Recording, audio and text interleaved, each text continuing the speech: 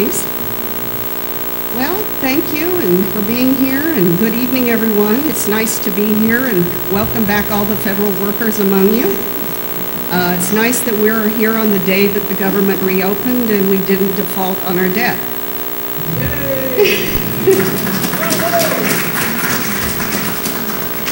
My name is Sandra Clausen, and I'm chair of the Fairfax County Democratic Committee National Affairs Committee.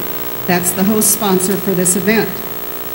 And I'd like to welcome you to tonight's nonpartisan policy forum entitled You Need a Raise, Fighting Growing Income Inequality and the Policies That Foster It. I also wanted to thank the 19 forum co-sponsors, including AFL-CIO Virginia, Economic Policy Institute Policy Center, Economic and Policy Virginia Labor Federation, Fairfax County NAACP, the Coalition of Asian Pacific Americans of Virginia, the Unitarian Universalists for Social Justice in the National Capital Region, the Alexandria, Arlington, Fairfax City, Fairfax County, Prince William County, 2nd, 8th, and 11th Congressional District Democratic Committees, the Progressive Democrats of America, Virginia, Nova Move to Amend, and Herndon Voices.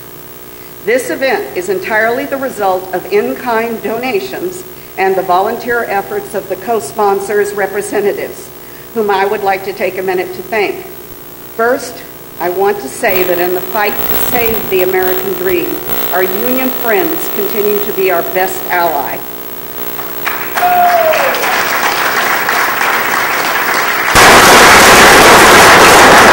AFL-CIO Virginia President Doris Krause-Mays recruited Thea Lee for our panel and produced our program brochures.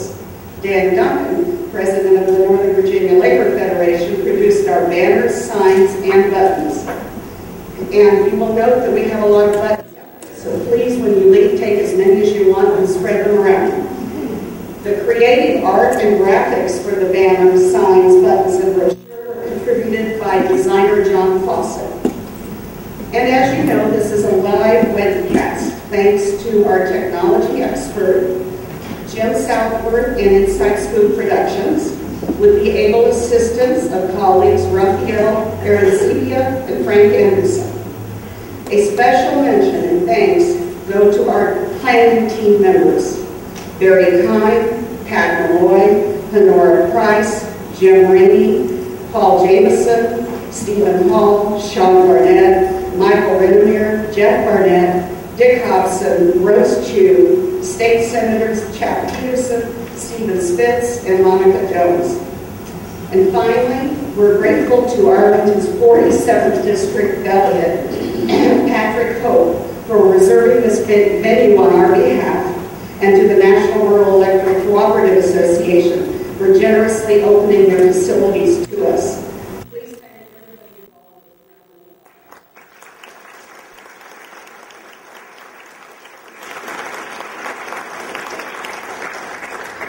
Next, I want to mention a few housekeeping items. Our program is self-structured so that our panels will first give you their expert insights on the issue at hand and then answer your questions later during Q&A. So please hold all your comments and questions until the Q&A period. Also, during the Q&A, we will be accepting questions online. So those who are watching our forum webcast live, please send your questions to insidescoop@nova.org. Among those elected representatives who care and recognize the gravity of this issue, two of our local congressmen, Jim Moran and Jerry Conley, each sent us a letter in support of our efforts here today. And I would like to read you those letters. I'm going to start with Jim Moran's letter. We're in his district, the 8th District. Dear Sandra and friends, I write to thank everyone involved with today's event. Highlighting the causes of the growing income inequality in America is vitally important for our country's future. I hope this forum will serve as a basis to help organize efforts in Northern Virginia to achieve a fairer economic distribution of wealth. Policies that reduce poverty and grow opportunities for upward mobility must remain a major part of our government mission.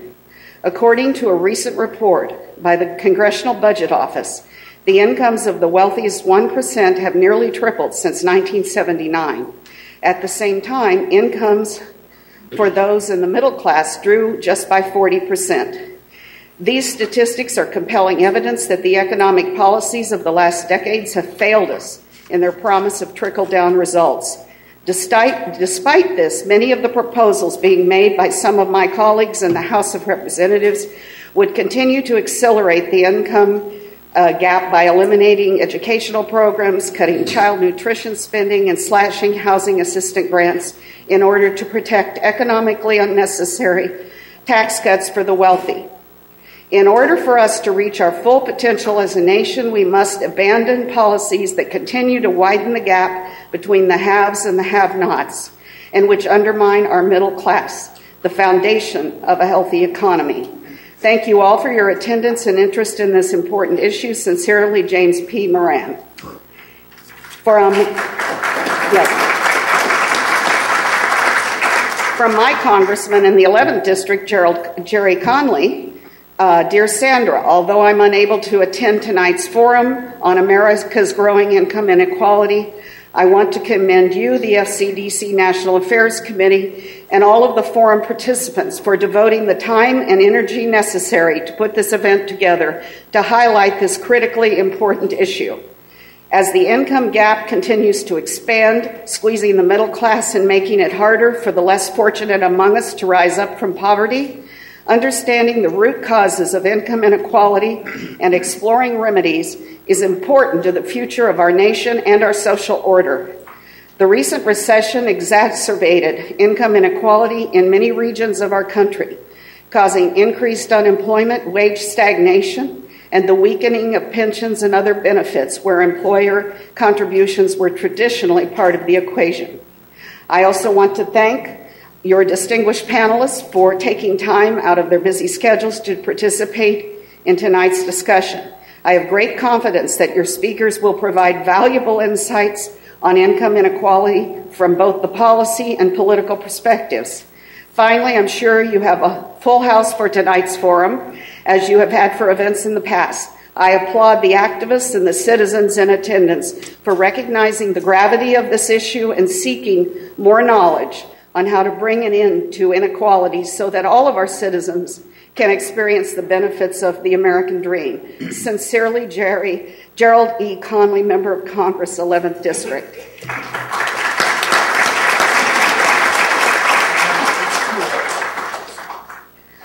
Okay, our spotters tell me we have two other elected officials in the room who care about this issue.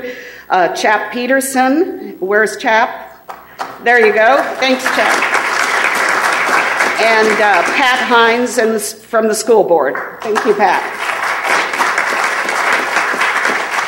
I'm sure you'll agree those were quite inspiring and encouraging words from our congressman. Now let's move on to the program. I'm going to quote and paraphrase former Labor Secretary Robert Reich in stating that income inequality in America is not the inevitable result of technology, globalization, and other such forces. It was created as a result of policy decisions on taxes, education, trade, labor, macroeconomics, and financial regulations that have shifted economic power away from low and moderate income families and redistributed it upward. This happened because we, the people, allowed those with the most economic power to set the rules of the economy, and it isn't sustainable. We can't have a prosperous economy without a large and growing middle class. We allowed it to happen, but it can be fixed, and that's our purpose here today, to examine the causes, illuminate the costs, and propose policy corrections to fight income inequality. To guide us in this quest is our forum moderator, Professor Solon Simmons. At George Mason University, Dr. Simmons served as interim dean and is an associate professor of conflict analysis and resolution, who specializes in American politics. His first book is entitled The Eclipse of Equality, Arguing America on Meet the Press. There could be no more appropriate moderator for this forum, and it is my distinct privilege and honor to introduce Professor Solon Simmons. Solon.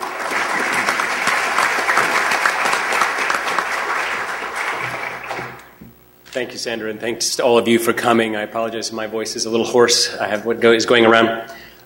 This is an exciting... You're in for a real treat, let me say that. All of these panelists, I've been following most of them for years, and it's great to actually meet them in person, because these are the best of the best. These are figures who've been thinking about these issues long before they were trendy, let's say, long before they were so pressing that no one could ignore them. And I think that's exactly where we are today. We're at a situation where people are starting to recognize the distinct threat to democracy itself that's posed by increasing economic inequality and even declining rates of social mobility. I'm a sociologist by training, and we used to think that social mobility was fairly stagnant across industrial nations. And that was something that was a feature and was always an excuse that, well, we have a quite mobile society, so if it's unequal, who really cares, right? It's unfortunate, but everyone's got a shot to move. And I think even that condition is being challenged. And so social mobility and economic inequality are big issues. As you sit in the talks tonight, and I think that when you think about questions that you'd like to ask of these really distinguished panelists, keep in mind how you might go back to your own communities, and you might become better at thinking about how to articulate the case for why it is economic inequality is a threat to democracy. As Sandra said, I've just published a book. It was actually a study of the conventional wisdom, I think the first of its kind, looking at how ideas have developed since World War II. And what you see there is we as a people have just simply become less capable, less artful in describing how it is that economic inequality itself is a threat to democracy. It was very easy in 1945. It was very easy in 1948. It's not so easy today, and you can see that across the board. Now, these thinkers have been doing that very well, but they need your help. That is, they need people behind them who hear the messages and who can articulate them conceptually, not just frame them, not just find the right words, but see the conceptual case for why it isn't just a positive value to fight for equality, to have an ethical case for equality, but why economic inequality is actually a potential threat to what to the great nation we live in. So let me just run through who our panelists are, so you have a sense of who it is you're looking at. You all have this in your pamphlet, but we're going to start with Hendrik Smith, who's a Pulitzer Prize-winning former New York Times reporter and editor and Emmy Award-winning producer and correspondent. Hendrik Smith has established himself over the past 50 years of his career as one of America's most distinguished journalists. In 26 years, with all 5 of his books have been bestsellers. That's a very, very impressive thing to do, having published a book. I realize how difficult that is to do, including his current book, Who Stole the American Dream, which you've seen is on display for sale today. And for PBS, since 1989, Hendrik Smith has created 26 primetime specials and miniseries and won most of television's top awards. Great to have him here today.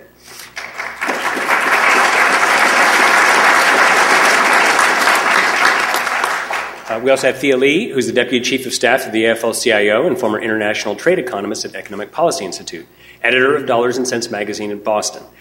Ms. Lee is co-author of A Field Guide to the Global Economy, published by the New Press. Among her other accomplishments, she serves on the State Department Advisory Committee on International Economic Policy, where she co-chairs the Subcommittee on Investment. In addition to her technical skills, Thea is a frequent guest in high-level media conversations, as she's appeared in numerous television and radio shows, including The News Hour with Jim Lehrer, CNN, Good Morning America, NPR's All Things Considered, and Marketplace. She's just been all over the place and is we're extremely lucky to have Thea here today. Thank you.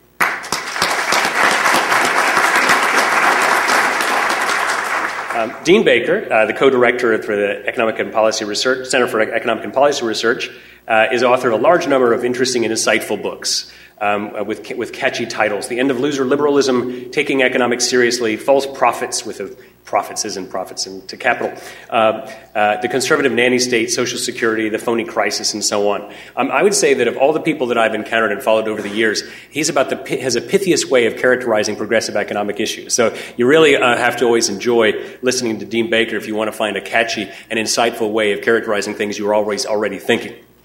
He appears frequently on TV and radio programs, including CNN, CBS News, PBS NewsHour, National Public Radio, and etc. His blog, Beat the Press, which is interesting, I just read a book about Meet the Press, features commentary on economic reporting. We're very happy to have Dean Baker with us here today.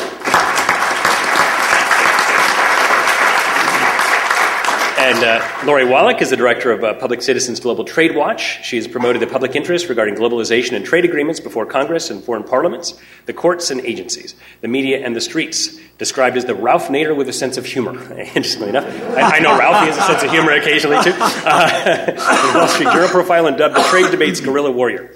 in a National Journal profile. For 20 years, Wallach has played a prominent role in U.S. and internationally in the globalization debate. We're happy to have Lori here with us today. And last but not least is Lawrence Michel, or Larry Michel, president of the Economic Policy Institute, and been there since 1987. Played a significant role in building EPI's research capabilities and reputation. He's researched, written, and spoke widely on the economy and economic policy as it affects middle and low-income families. He's a principal author of the major research volume, The State of Working America. And just a personal note, I got my PhD in the University of Wisconsin, and I was a former what was called a COW, the Center on Wisconsin Strategy, and Joel Rogers was the director there. And this was our Bible back to the 1990s. This was the book that we organized around, and you went there for statistics, and it was always a little esoteric to read The State of Working America. And it's still going, and it's still just as good. And now, what the big difference is, there it was seen as this kind of odd thing to be reading. Now it's just mainstream. This is the truth as people understand it. Great to have watched that development take place over the years. And what you find there is a comprehensive overview of the U.S. labor market and living standards. Michelle is regularly called on to testify and provide economic briefings to members of Congress, and appears regularly as a commentator in the economy and print and broadcast media. So let's give it up for Larry Michel.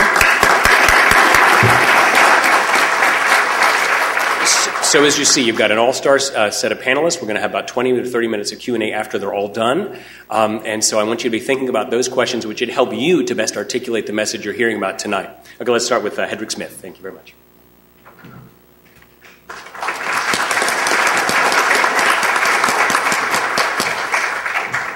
Thank you, Professor, very much for the introduction, generous as it was.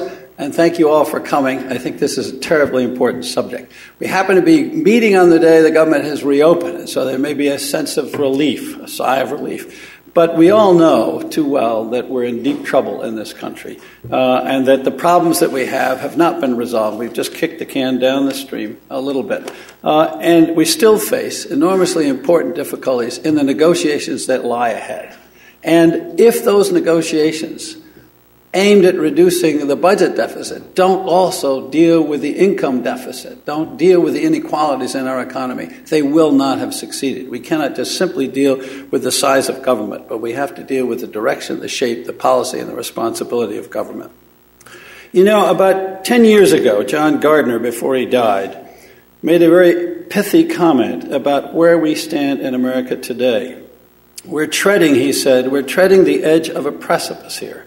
Civilizations die of disenchantment. If enough people doubt their society, the whole venture falls apart. We've moved from an era 30 years ago when we were a single country with widely shared prosperity. We now live in a country which is two Americas. We can certainly see the two Americas politically, but we are two Americas economically as well, deeply divided. And remember, it was Lincoln who said to us, "A house divided cannot stand." Now, I've got a lot of economics to talk about, but the lineup of economists that you have here tonight is so impressive that I'm going to digress for a moment and talk a little bit about history. That great English historian, Arnold Toynbee, wrote a 12-volume history of civilization in the world, 21 civilizations over 6,000 years. And he tells the story of civilizations in terms of challenge and response. Civilizations are challenged one way or another, challenged by the environment, ancient Egypt, Inca civilization in South America. Hostile environment, just simply being able to establish a vibrant, growing economy was a challenge. And then after they managed to meet that challenge, both those civilizations, they were conquered by external invaders. The Egyptians by the Ottoman Turks, the Incas by the invading Spaniards. That's a challenge we're used to thinking about, a foreign enemy, Hitler's Germany, World War II, the Soviet Union, the Cold War for 50 years. But what's interesting is the civilizations that we admire the most and look to the most, the civilizations of Greece and Rome, suffered their decline from a totally different challenge, a challenge from within. What Toynbee calls schisms in the soul or schisms in the body politic of the civilization itself, internal divisions. So as you look at America today, or at least as I do, and I think as Toynbee would have, our biggest challenge is a challenge from within. Can we resuscitate the nation that dealt with and delivered what Jeremy Bentham called the greatest good for the greatest number? Or are we constantly going to be divided and see more and more of the resources and rewards flowing to the elite? What's really stunning to me is the figure cited by a Princeton economist, Alan Kruger, who now serves as President Obama's chairman of the Council of Economic Advisors, that 84% of the growth in the nation's monetary income from 1979 to 2011 went to the top 1%. 84% of the income from 1979 to 2011 went to the top 1%. At the same time, the Census Bureau tells us that the median compensation of the average male worker from 1978 to 2011, adjusted for inflation, was equal. In fact, it was just a shade lower. So at the middle of the economy, there's been stagnation for the last 3 or 4 decades. And at the top 1%, incomes have gone up roughly 600%. For CEOs and top corporate leaders, about 350 or 400%. Enormous changes. A wedge in our economic system has been driven over the last 3 decades. That is the kind of challenge we face. Now, it isn't just Robert Reich and Paul Krugman and Joe Stiglitz and a bunch of Keynesian economists. Citibank put out an assessment in 2005 to its wealth clients, to advise them to invest in Tiffany luxury yacht builders, companies that catered to the financial elite, because the top 1 or 2% controlled so much of the purchasing power that was where the money was to be made.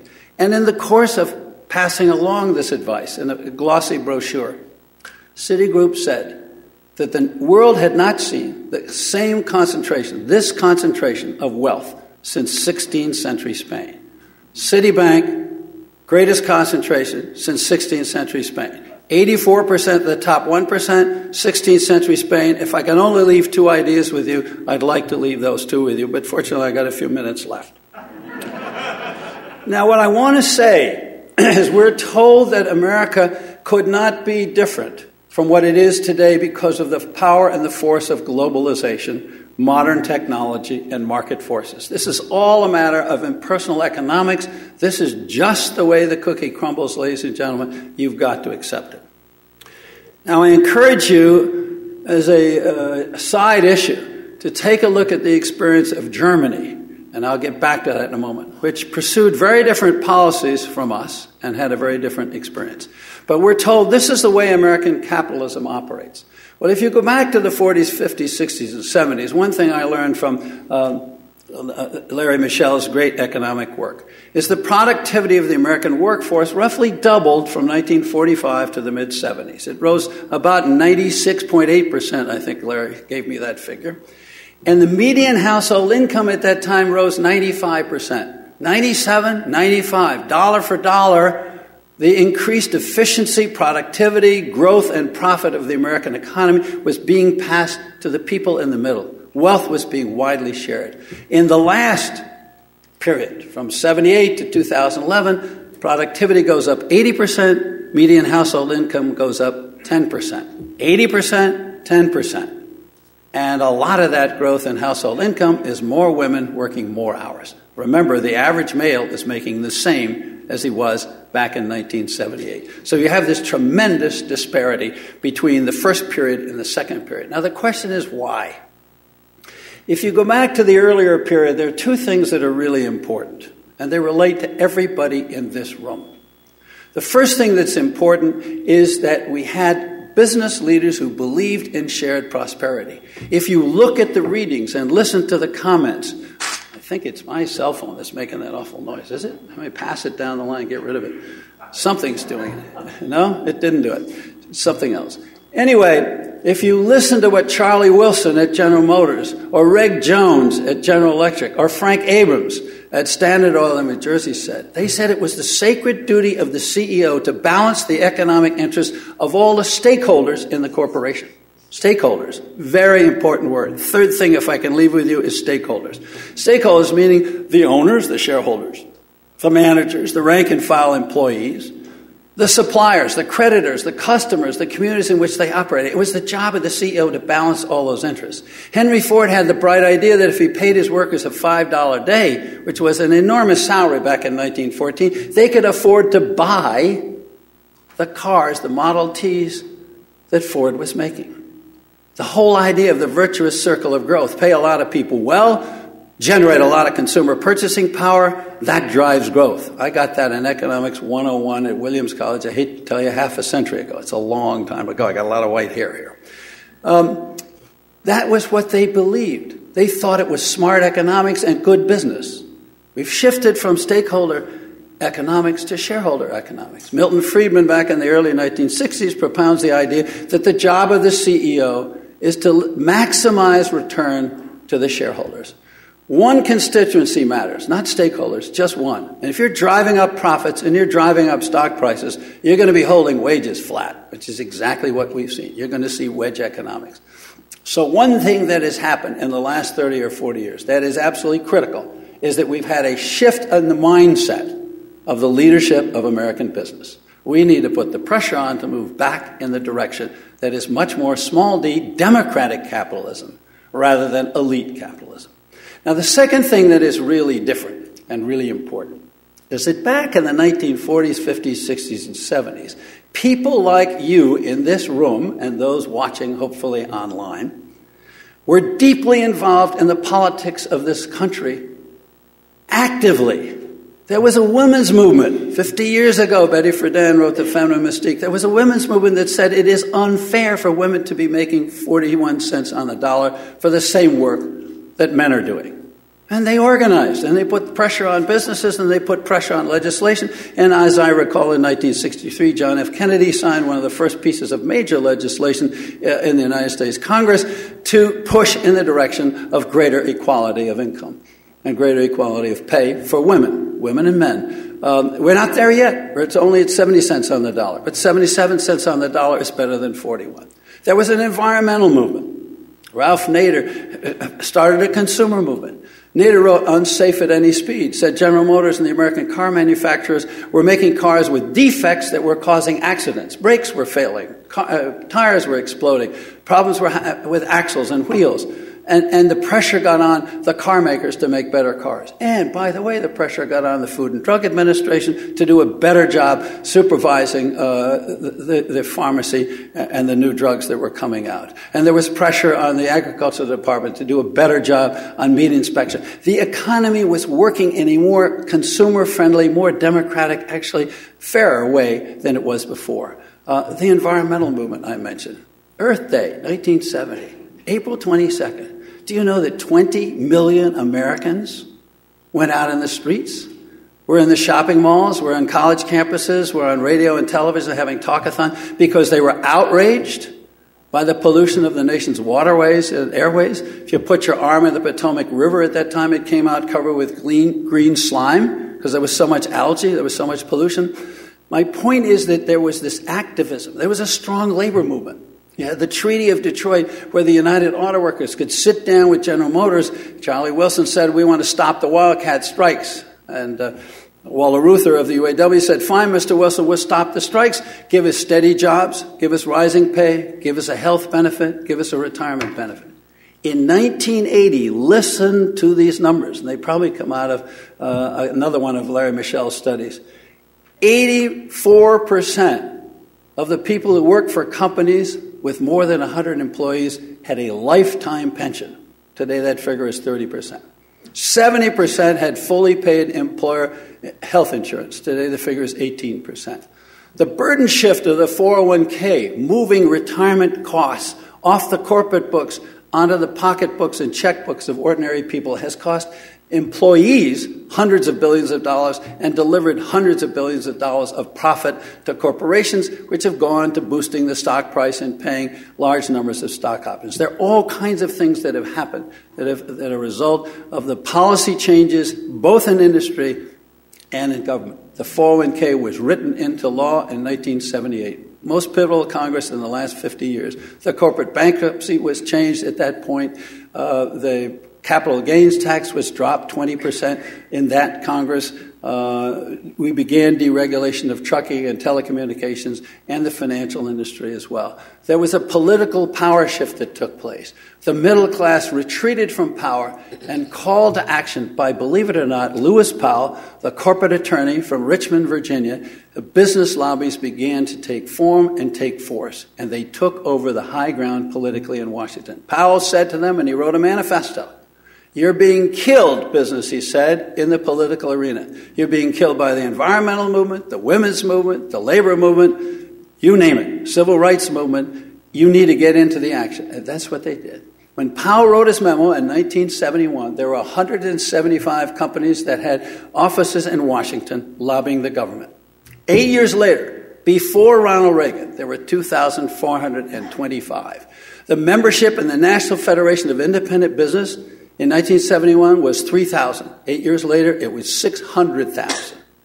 Okay? There were 50,000 people working for business trade associations in Washington in 1980 before Reagan was elected. 9,000 registered corporate lobbyists. 8,000 registered corporate PR people. There was an army. And they took the high ground and they blocked consumer legislation, they blocked labor legislation, and they got lots of legislation for business. That same imbalance continues today.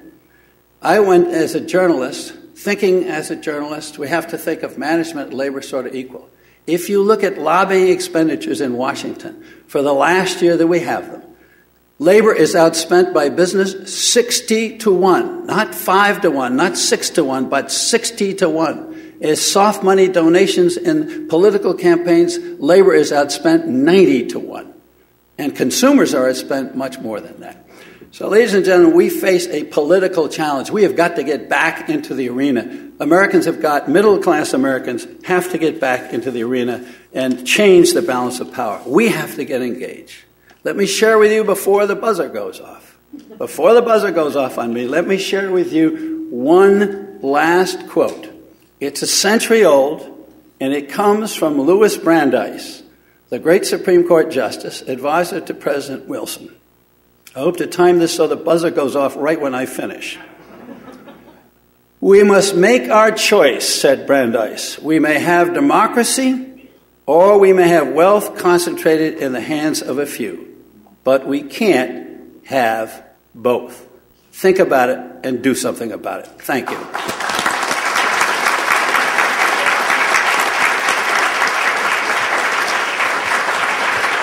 Next we have Thea Lee.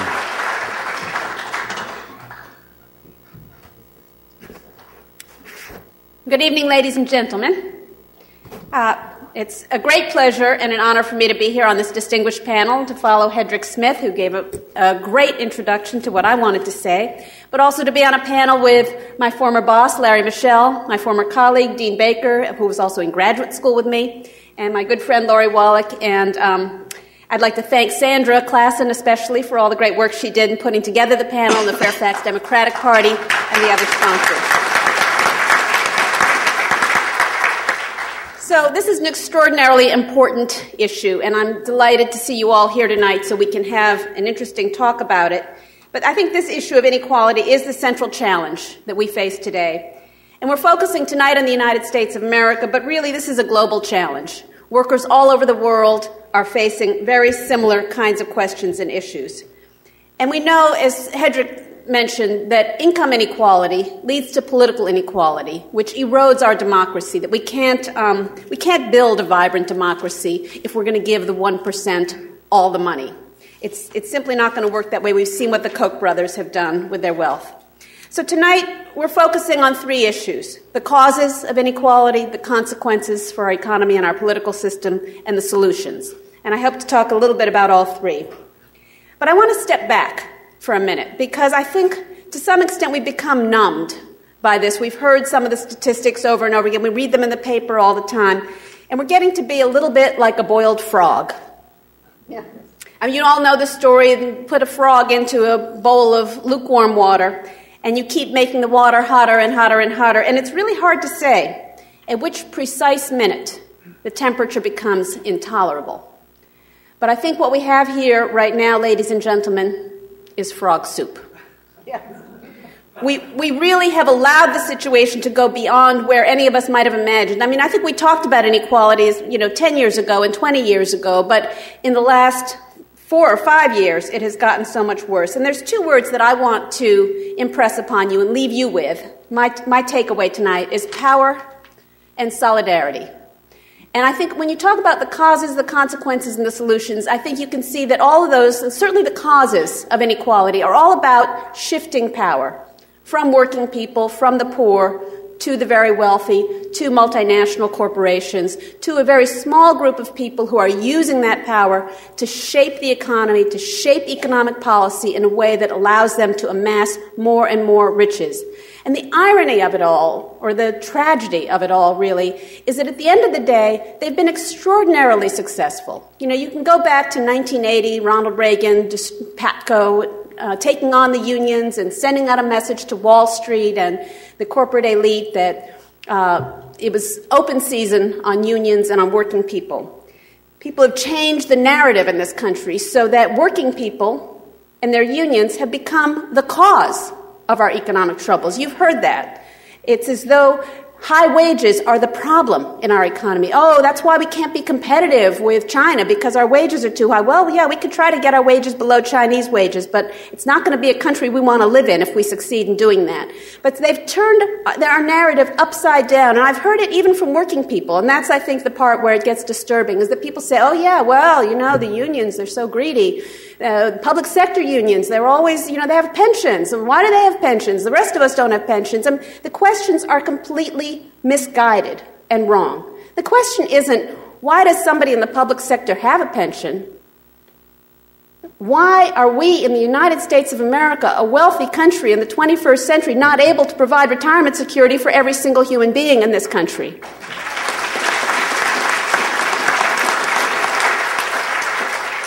So they worked and they worked. They had a war on workers' rights to undermine the right of workers to form unions and bargain collectively. They attacked labor standards and employment protections. They abandoned the goal of full employment and substituted a foolish goal of keeping inflation under control. They outsourced everything that wasn't nailed to the ground, and they let Wall Street take over the real economy. So it was between the deregulation, the privatization, and the globalization, the corporate elite and the very wealthy got almost everything they wanted. And what happened? They wrecked our economy. Our economy went into a deep recession in 2007. We came out of the recession in principle 4 full years ago, and yet we still have high unemployment. We still have inequality at extraordinary rates. We still don't have incomes that have recovered to where they were before. They wrecked our economy. We aren't investing in our future the way we need to invest if we want to be a global leader in the 21st century. We have a $3.3 trillion deficit in infrastructure. We aren't even fixing our roads and bridges, and countries all over the world are building high-speed rail and energy-efficient smart grids, and we're saying we can't afford it. We can't afford to fix the bridges. We can't afford to fix the highways. We can't afford to fund our schools so that our children can have a decent income. And we just closed down our government for a couple of weeks. What kind of idiocy is this? And the thing about it is that it's not just about working people and unions and poor people and the middle class. The sad thing is that these morons succeeded in everything they wanted, and they've created an economy that isn't even good for business. It's not good for business if your customers don't have any money, if your workers don't have jobs, if the middle class doesn't exist anymore, and you shut down the friggin' government, and you end up spending more money on nothing rather than spending money to provide the services. So it was so successful that they killed their own golden goose. And so it's up to us. They've messed it up. It's up to us, I think. We have to turn it around, and we have to take back the power, and we have to do it by building solidarity. So what are the policy solutions? Well, we just came out, the AFL-CIO just held our quadrennial convention in Los Angeles a couple of weeks ago, and it was really exciting. It was a wonderful room full of a couple thousand people. We invited in a lot of community partners as well as our unions and our state federations and our central labor councils. And we talked about broadening the labor movement, but we also talked about the centrality of the economic policy challenges, about building shared prosperity, about educating our members and educating our community partners about the kind of economy that we need. And we talked about raising wages through a lot of means. Actually, the Raising Wages resolution, it's kind of funny, it has like 45 different points on it about wage theft and labor standards and farm workers and public service employees and collective bargaining rights. But the truth is there's not one thing we need to do. There are about 100 things that we need to do. But the first thing we need to do is figure out how we build the power and we build the solidarity with the labor movement and beyond the labor movement. The labor movement's not big enough today to bring about the kind of changes that we need. We're only 11% of the workforce, only 6.3% of the private sector workforce. So we need allies. We need allies like the folks in this room, like the people who came and joined us in Los Angeles. And we can start with how do we build that power? We need labor law reform to restore the right to bargain collectively. But we also want to expand our universe through creative and aggressive means. We need to sort of wake up and do things differently than we've done in the past, because if we stay on our current path, it's more frog soup. And so we need to organize workers that are outside traditional employment relationships. We're talking to taxi workers, domestic workers, dancers, day laborers, and it's been a really great conversation because these are folks who are doing the hard work. They don't have the kinds of employment relationships that lend themselves to traditional unionism, but they want a voice at work. They want to be able to bargain collectively. They want to be able to have a political voice as well. And so we're looking for ways to bring them into the labor movement. We want to create more robust channels for people who are not in unionized workplaces to join the labor movement. We already have Working America. Some of you might be familiar with that. That's our community partner that we go door to door in a lot of different states, in Virginia for sure, and ask people if they agree with the kinds of aims that we have around health care and raising wages and fair trade. And then they become a member of Working America. We want to make Working America bigger and stronger and figure out how we can reach out to students, young people, informal workers, and retirees through Working America. And we also need to focus on traditional organizing and protect our labor laws, fight back against the attacks, particularly at the state level, that are still coming at us in about 19 states. We have governors and state legislatures that are trying to take away workers' rights, trying to take away their pensions. But we have to really keep our eye on the prize, and I think that's one of the messages I want to leave you with today, is that even within the labor movement, and I know among the left and progressives, we spend a lot of time fighting with each other. You know, we spend a lot of time in jurisdictional disputes. Oh, you know, whose members are those? Who's mad at who?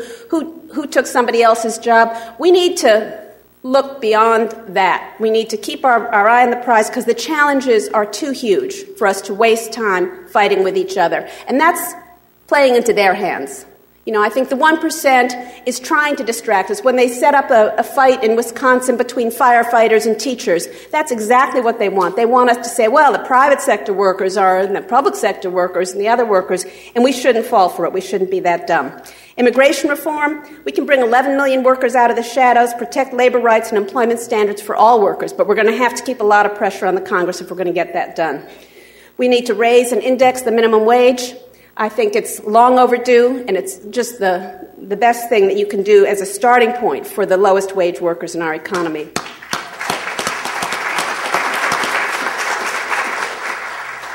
We need to reform our trade and our tax policies, and I know Laura's going to talk about that, so I have the luxury of leaving that to her expert hands. And we need to invest in America, in our infrastructure, in education, in skills, not austerity. We can't be cutting the budget. We can't be cutting essential government programs. This is a time to invest in the future, to create jobs, and to build the kind of country we want to do. So we have a lot of work to do, but the policies we're talking about are essential to restoring the health of the economy, not just for labor, but for businesses as well. We need a vital, dynamic, and activist government to create jobs and invest in our future. And if some of our lawmakers are too dim-witted to understand that, we should send them back home for good so they can enroll in some remedial education and let us elect people who can lead this country on a path to shared prosperity. Thank you so much.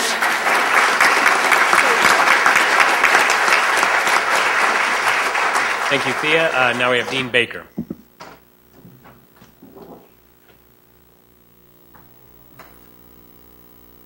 Well, thank you. It really is. It is a great honor to be here, and well, for better or worse, these are all old good friends, and it's great to see them. But I'd like to have a bigger group, that say I don't know some of these people.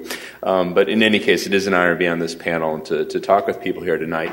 I just want to say, I was introduced, and you heard that I wrote a book, The End of Loser Liberalism. I just want to say a little bit why maybe most of you think yourself as liberals. Well, what exactly I mean by that? Well, really, it's in keeping with the theme that both Hedrick and Thea said. There's an idea a lot of people have that where the issue is often framed that, we have the market and some people do real well. Did I do that? No. Some people do real well. Those are the winners. And then, we have people that, things don't turn out well and, they don't do as well. And, we might want to help them out. And the idea is that, some of us, because we're compassionate people, we want to give them a few dollars and help them out. Well, I feel bad for people who, are struggling, of course. But my point about loser liberalism is they didn't just lose. It was rigged. So when Mitt Romney's talking about the 47%, no, they might work hard, they might be smart, but the 53%, everyone worked hard, and, who's smarter, I don't really know. But the point was it was rigged. It was rigged. It wasn't just that we had winners and we had losers. We had winners that won because they rigged the deck. And what I think we have to think about is we want to unrig the deck. And we had an unrigged deck, and again, it wasn't ancient history. It was in our lifetimes, 45 till 1980 roughly. We had prosperity and people shared in it, and that's what we want to get back to. So it's not, we're talking about something, socialism, Europe, whatever. I mean, things we want to learn from everywhere. But the point is this was right in the United States, and it wasn't that long ago, and we want to get back to that. So my specific remarks are going to be on the financial sector. Sandra asked me if I was willing to speak about the financial sector. I said, sure, I'm going to bring my baseball bat. So I have it there. So what I want to talk about is the ways in which we subsidize the financial sector. And I really do think that the financial sector does need very serious overhauling. And just to be clear, I'm not against banks. I'm not against insurance companies. The financial sector serves essential purposes. We want to be able to, put money aside for our retirement, our kids' education. We want to borrow if we're going to start a business. I mean, that's not controversial. The point is that's not what the financial sector is doing now. It might do that, but it does a lot more, and a lot of what it does is destructive. It's not creating wealth, it's destroying wealth. And in the process, some people are getting very, very rich. So if you look at the 1%, or take it the 1/10 of 1%, a lot of those people are in finance. You have a lot of people on Wall Street that are in millions, tens of millions, the richest hedge fund guys, they could get over $1 billion in a year. So we have to keep our eye on the ball. A lot of money is going there. And the three things I want to emphasize is talk about the idea of a too-big-to-fail subsidy, the idea that banks are so big that, in effect, they have a subsidy from the government because everyone knows if they were to go under, the government would bail them out. The second point, I want to talk a little bit about the private equity business. One of my colleagues, Eileen Applebaum, who also, we all know from days at Economic Policy Institute, we all come from there one time or another, or have our connections with them. She's done a lot of work on private equity and taught me a lot about it. I want to talk a little about this, and it's not just to beat on Mitt Romney. I'm happy to beat up on Mitt Romney, but it really goes well beyond Mitt Romney. And then I want to talk about the idea of a financial transactions tax, which if we're, struggling for ways to, close the deficit, I think all the stuff about the deficit's completely wrong-headed. If I could snap my finger and double the deficit tomorrow, I would do it. It would create jobs. It would increase growth. We should all understand that. Maybe not have enough time now just to explain that, but we should understand that it's not our enemy. For now, it's our friend because the private sector is not creating demand. Okay, so I'll quickly go through those. The first point, too big to fail, this really should be non-controversial. Basic point here is fairly simple. If you're a small bank, if we have a community bank down the street here, and, we have insured deposits, you could put up to, I should know the number, I think it's $250 now, $250,000 insured deposit. But suppose you wanted to lend them a lot of money. You wanted to lend them $1 million. You're a big player. Well, you're going to take a look at what their books are because if they go under, you stand to lose your $1 million. You'll get $250,000 back. You'll lose the rest. You're going to look at their books. You'll want to make sure that they're in good condition. What if you're going to Goldman Sachs and you want to lend them $1 million or $10 million or $100 million? You don't really have to do that because what you're likely to do is do a calculation where you're going to say, well, let's imagine that Goldman Sachs or Citigroup or J.P. Morgan or Morgan Stanley, Wells Fargo, there's 6 banks that really stand out in this ballgame. If they were about to go under, do we think the federal government would just sit back, folded arms, and let them go under? Well, we know they didn't do that back in 2008. They went running to Congress and said it was the end of the world. We got to keep these banks alive. So has anything changed? We passed Dodd-Frank, but I don't know a lot of people really think that, as a result of the reforms in Dodd-Frank, if one of those banks were about to go under, that the government would just stand back and let them go under and let these, big lenders take losses. They'd be worried about the repercussions. They almost certainly would bail them out. And one of the people I've really been impressed on this, Simon Johnson, who I really don't know anything about his politics. I don't know the Republican or Democrat. I do know he was the former chief economist at the International Monetary Fund, not ordinarily a left-wing bastion.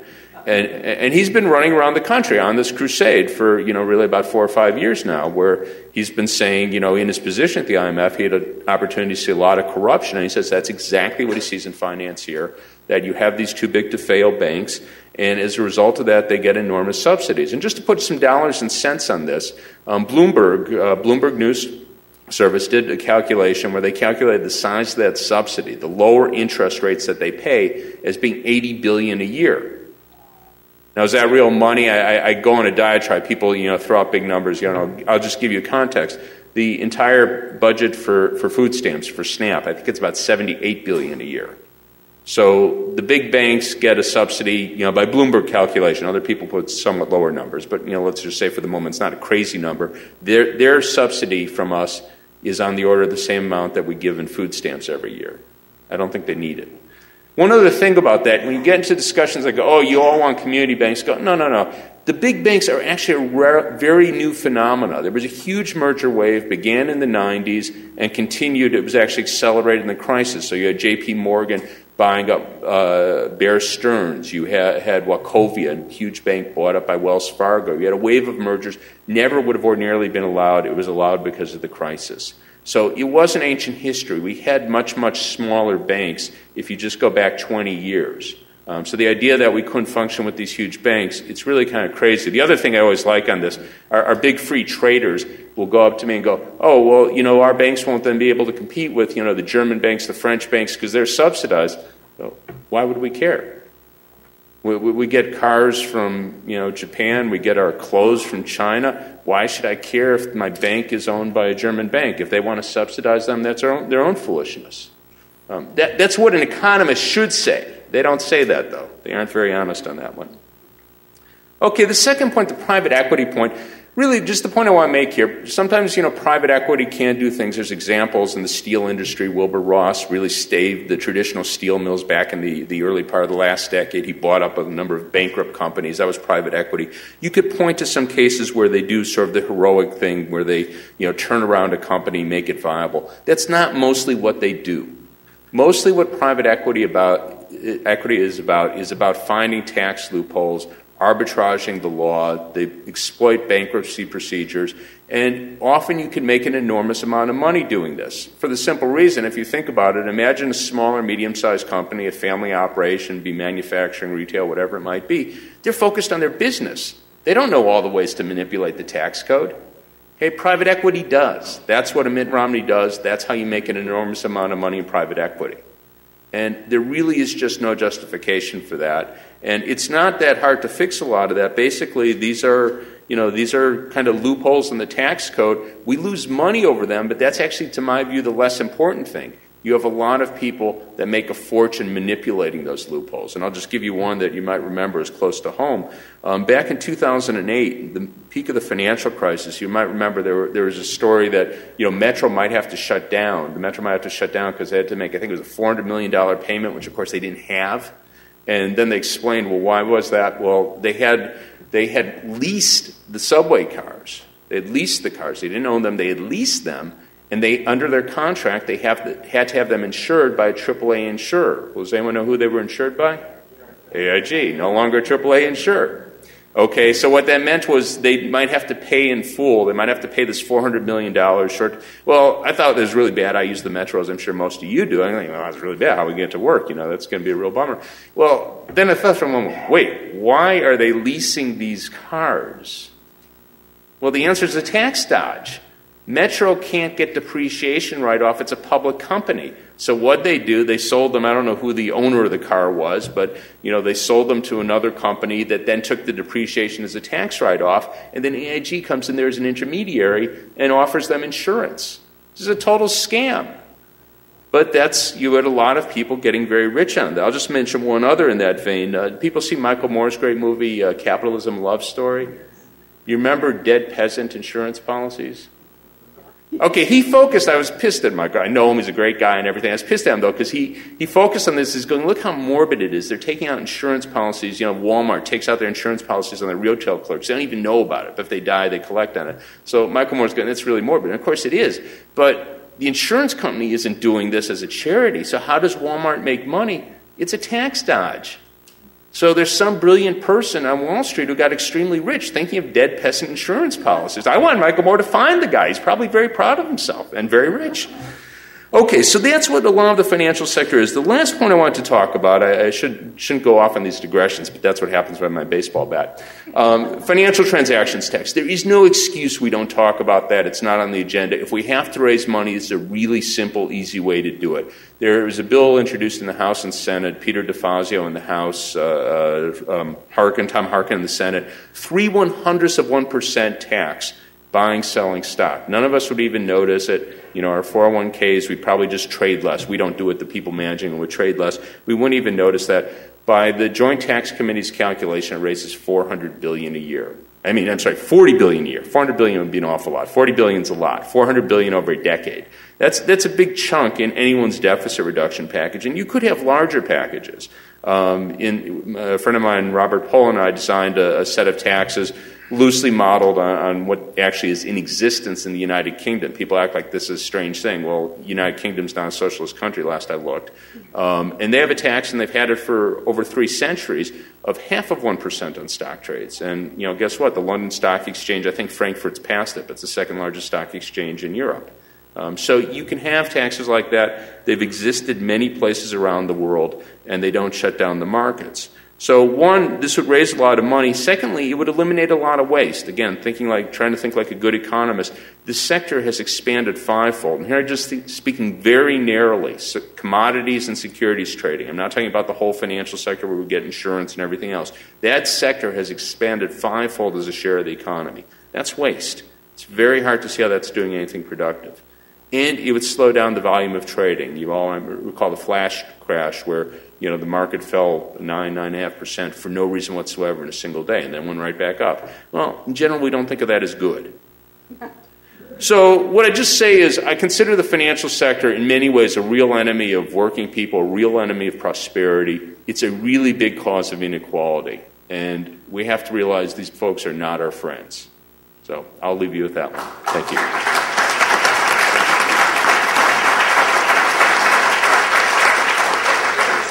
We got Lori Wallach now. I put together a PowerPoint because the topic is a little arcane, and I'm going to need a little help to get that PowerPoint up. Thank you. First, I just want to say thank you for Sandra organizing it, the honor of being invited to this amazing panel, and for all of you taking your evening for this event.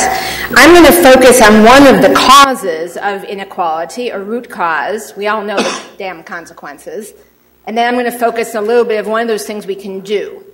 And this gets to debunking the baloney about the inevitability, just live with it, suck it up, because actually it's in our control.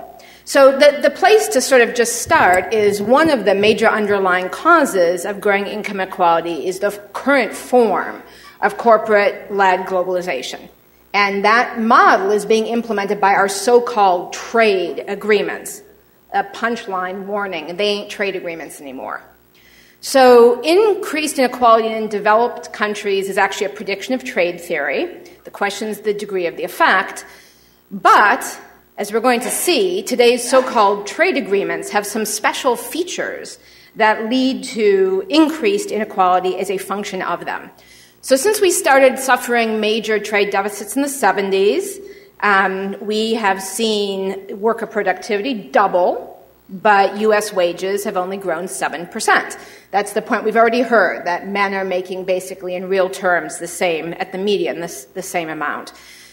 So even economists who are very supportive of these so-called trade agreements now say that increased globalization and trade openness is a major cause of this failure of wages to keep up with productivity, something that's unprecedented in our prior history. There's, just for instance, a Federal Reserve paper that goes into this. And over time, different organizations, several of them who have representatives here, have tried to quantify the effect. The Peterson Institute is, very pro the old status quo of trade agreements, WTO, NAFTA. They thought 40% of the increase in equality was attributable to trade policy. EPI tried to quantify the calculations and basically found, this was a 2007 study, $2,300 income in today's dollars from rising inequality from the average American family. Perhaps the most chilling is EPI's projection that if we continue with the same kinds of trade policies, this is a recent study, we will see almost all the gains made by workers thanks to the union movement, the other movements, the fighting that it took, the policies that we won. We will see that wiped out for non-college educated workers. That would be 65% of the U.S. population. All of those gains could be erased. How is this possible? Labor arbitrage. It's a term that actually I was introduced to, because I am the lawyer, I'm apparently the token lawyer, by our economist friends. But it's a very important feature for all of us to understand, because the damage under these kind of globalization agreements isn't just to the person who loses their job directly. It actually affects the wages across the economy. So we've seen, after World War II, for decades, the share of the wealthiest Americans' portion of our global wealth was stable. You can look at the numbers. We're all familiar with them. They're horrifying. The effect of trade on all of this, because a lot of, again, pro-trade status quo economists will say that the wage productivity disconnect, again, labor arbitrage is a cause.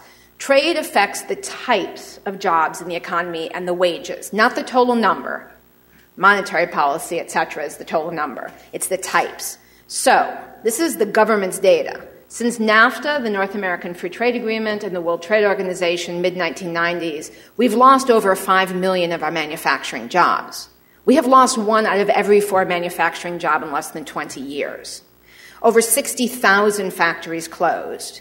In 2010, the share of the workforce in manufacturing dropped below 9% for the first time in American history, modern, industrialized history, and it's stuck there ever since. And what does that mean? If you're not actually a worker who is in that sector, but the wages of those folks went down dramatically. Department of Labor data you can see there. Some folks lost more than 20% of their wages when ultimately reemployed, $40,000 to $32,000. But the effect is the labor arbitrage effect, both internationally, the race to the bottom with low-wage workers overseas, with no floor of basic labor rights. There's nothing like a global minimum wage, like we have a national minimum wage, and states can then go higher. All the workers in the U.S. who have the same skill levels face downward pressure because all of those folks who lost their higher wage union manufacturing jobs were now in the pool of labor seeking the remaining jobs in the service sectors that can't be offshored. So here's just the totally scarifying detail, which is the sectors that are the biggest ones for numerical growth are a lot of actually right now not high-skilled jobs. Those are growing sectors, home health, care, retail, etc. Wages are dropping in those growing sectors because of the glut of workers who are losing their good jobs, their union jobs, their industrial jobs. But we all hear, stay calm. It's a snobby damn argument. Who wants those industrial jobs that, for a lot of us, put our families into the middle class? Thank you very much. But let's take the snob question there. Oh, wouldn't we just educate our way into nirvana? Everyone can have a high-end service sector professional job. Everyone remembers that argument from NAFTA, right? All right, we got 20 years of that under the belt. What the hell happened? Well, what we see is that we've had a huge flood of outsourcing of our service sector jobs. Now, I don't have time to go through all the stats. That's why I put together the PowerPoint. But the scary sort of preview of coming attractions is we stand to offshore even more of those jobs than we have our manufacturing jobs. And in fact, in sectors that are high-tech, high education, like engineering, we see wages also tanking. And I just have to debunk the whole bullshit about computers and technology somehow had a determinist effect on our wages. No, these were policies because, in fact, there's a total disconnect between when inequality started growing and computers popped into the workplace. But wait, don't free trade agreements benefit us all? Because the stuff that we import is cheaper. So the guy who loses his job, all right, he's screwed. But the most of us, we're not going to lose our job and then we get cheaper stuff. That's the theory. Free trade works for all of us, net welfare gains on the import side. Problem is, actually, as we're offshoring these higher-end jobs, in fact, the gains we're getting from cheaper stuff are actually being wiped out by the losses that we're actually getting in lower wages. And who says so? Oh, that would be, say, Professor Paul Samuelson, the grandfather of free trade macroeconomic theory. Seminal publication in 2004, I put the name of it here, Journal of Economic Perspectives. He mathematically shows his old theorem, which is when you liberalize more, it's always a net gain, is no longer true. The Center for Economic Policy Research put some of the numbers together, basically crunched the numbers, and found a 3,000 per year loss in wages, sort of using Samuelson's balance. Now, how the hell was all that caused by so-called trade agreements? Everyone here is thinking, all right, the lady's got all this facts, but how does this relate to trade agreements and what can we do about it? And so this is the crash course on what's happened. Our so-called trade agreements got hijacked and got rewritten by these same corporate powers we're hearing about, who use these arcane technical negotiations. Oh my God, I'm going to fall asleep. They said the word GATT, General Agreement on Tariffs and Trade, to actually put in effect a whole new system of corporate loved global governance. This was the old system, the GATT. This was tariffs, this was quotas, this was actual moving stuff between borders and the border taxes. Welcome to the corporate globalization era. The WTO takes over, the NAFTA, CAFTA, and all kinds of other things that gave us the SHAFTA go into place. The WTO and these trade agreements have all these other agreements, all those like acronym soup. It all is different policies that have nothing to do with trade. It's the same basic model. And now the scaring part, the Trans-Pacific Partnership and a US-EU trade agreement could actually expand that. That's where we can actually do something. I'm going to close on that in a moment. This is a system of governance. It's not trade between nations. You must conform all your domestic laws to the rules in these agreements. TPP has 29 chapters. 5 have to do with trade. 24 chapters rewriting your laws. If you don't, you face trade sanctions, or you can have corporations directly enforce the agreements and extract tax dollars for anything that undermines their future expected profits. That is technically called the investor state enforcement system. And they're permanent. You can't change a word of your laws that put them in conflict unless all the other countries agree to change the underlying rules, or you face the sanctions. What exactly is in these agreements? Speed round. 1, incentives to offshore jobs. They're investor rules. The TPP text, totally secret negotiations, leaked. They're investment offshoring promotion rules. They make it cheaper, safer to relocate to low-wage countries. They basically take away a lot of the risk. It's not just that they have lower wages, so you might move. It's incentives to leave. You do better if you leave. And to put this in perspective, this is, if you will, NAFTA with Vietnam. I mean, Vietnam is the low-wage alternative to China, no labor unions, etc. And for anyone who's gotten but don't we expand our exports when we do free trade agreements? Not with the investor rules. In fact, our export growth to the countries we have these agreements with is 43% lower than the countries we don't. There is a push in TPP for visas to bring in skilled workers. Now, the question is with what kind of labor rights? If you just have the visa part and you don't have the labor rights, the migration rights, then the boss is in charge, basically, of your right to be here. And anytime you try and organize or demand better terms, out you go. In trade terms, this is called Mode 4 market access, the movement of natural persons across borders to deliver services. Couldn't make this stuff up. And then there is the ban on buy local and buy American. This is a very pernicious set of rules that would offshore our tax dollars versus reinvesting them into our own country by having our governments buy local. So Virginia's wonderful farm to schools program, for instance, those are the kind of things targeted, but more importantly, the national jobs for infrastructure. So if we actually get some of the infrastructure investment we need, is that steel going to be made here? Are the trucks that are going to be on those projects going to be made here? And by the way, for everyone who works in the service sector, these are the rules in these agreements proposed that would ban the no offshoring of service sector jobs. Now, I'm not even going to stop here. This is part of the smorgasbord. It explains the other areas that would actually promote the race to the bottom and the inequality. If you see me afterwards and give me a card, I will send you these slides. And the reason I did them this way is because I wanted to empower everybody to be able to educate other people about it. And there was not enough time to talk about it, which is why I also brought some goodies. So number one, get informed. TradeWatch.org, which is a website that you can see on this fact sheet up in the front, gives you all of these details with footnotes, more than you can possibly choke down, because we're all a bunch of recovering attorneys. We can't help ourselves. But it's very good because you can go back to the original source. Get involved, spread the word, expose the TPP, pick up the card. It's all action ideas. It's how to get involved locally. For folks who want to go into all of the details on the inequality, the footnoted 300 footnotes version of the facts I just gave. And then finally, the decision point in all of this.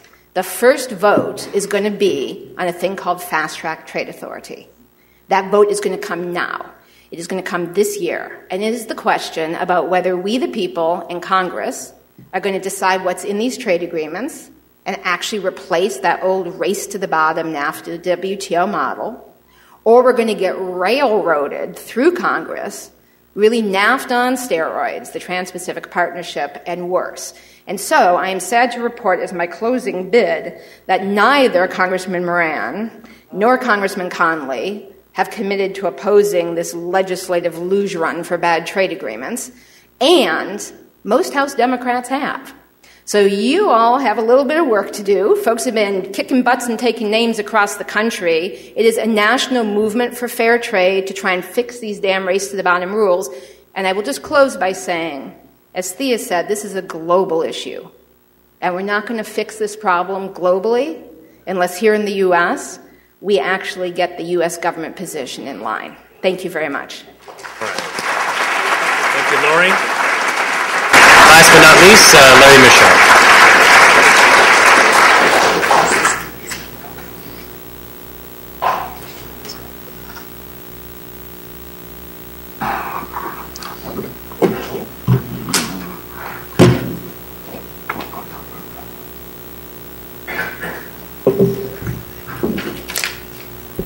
I too want to thank Sandy for organizing this. She's was a very proactive organizer of this event. You don't know, behind the scenes, she's been lots of pushing and prodding to make sure that we all did things to help build a crowd, and thank you. And I am honored to be with my colleagues. I've learned a lot from every one of them. I guess I'm the cleanup speaker, except being the former commissioner of baseball at Tacoma Park, I'm actually the fifth speaker, so I can't be cleanup, right? But still, it's my job to talk about things that people haven't talked about before me. And that's going to turn out to be one of my favorite topics, which is about wages, and why getting equitable wage growth is at the core of what we need to do to generate broadly shared prosperity. But before I get to that, let me go through a little bit of analysis. I should mention, people have mentioned that the book that I've been co-authoring for several decades, called The State of Working America. I have copies of it. It's actually a thumb drive in the shape of a credit card. So after the panel, come up and I have around 30 or 40 copies. You can also get the book at stateofworkingamerica.org, www.stateofworkingamerica.org. And one more thing to recommend, we have an interactive website for the economically challenged called www.inequality.is. And it explains how inequality was created, and it's interactive. So it's oriented to sort of a young person in their 20s with a computer, but anyone is allowed on it. And it's inequality.is because it's a website from Iceland, which actually ends with, makes it .is. Okay, so I used to talk about the economy, and well, I still do, I guess. and it's very depressing talk. Things have been bad, things are going to bad, the economy is broken. In recent years, I've switched. I don't believe the economy is broken at all. I think it's actually working the way it's been designed. And that is actually really important point. That's my most important point. My colleague, Josh Bivens, wrote a book called Failure by Design. And you can know where we're at by noting the following. We had the highest profits in like 60 years. In the middle of what I consider still a recession. We have over 7% unemployment. We're $1 trillion of lost output per year, right, Dean? So, how do you get an economy where companies can have such amazing profitability while no one else is really doing well? That doesn't happen by accident. That took a lot of work. Now, we know that over the last 30 years, most of the population, families, didn't really move ahead all that much. And we know that it's not because there wasn't a lot of income and wealth produced. Over the last 30 years, per capita income went up about 2/3. It's also expected to go up about 2/3 in the next 30 years. These are numbers from the Congressional Budget Office. It's just GDP per person. There's nothing very complicated about it. But think about that. It's not that we're broke as a country. It's not that we're going to be broke as a country. The real question is, how are we going to divide up all that's going to be produced? That's really the question. And the depressing thing about all the numbers you might hear about how poorly people have done, and I specialize them, and I write whole books full of them. But you shouldn't be depressed, because the message I'm giving you is it doesn't have to be this way. This was something created by people with a lot of money and influence and power. Now, expanding a little bit on what Rick said, because I think Rick makes a great case in his book that I was prone to believing, but I already believed it, but he proved it better than I could, that this all started roughly 1978. Now, one thing you might note about 1978 is who was president and who had control of Congress. What he didn't say is that was the Democrats. This has been a bipartisan effort. Not equally, I usually think of myself as nonpartisan. I shoot at both parties. And that's what I'm doing here. So, we have established the rules that have made sure that those with the most income and wealth have gotten most of the gains. It's through acts of omission and commission. There are things that were done to make this happen, and there were ways that politics were blocked from changing things. What's an example of something that was blocked? We haven't had a change in labor law that's favorable to unions since the 1930s, except for a little bit of change in the 1970s that allowed collective bargaining in the healthcare sector. Every other law has been to undercut unions and working people, and any efforts to actually change the law have always required. We now complain about filibusters.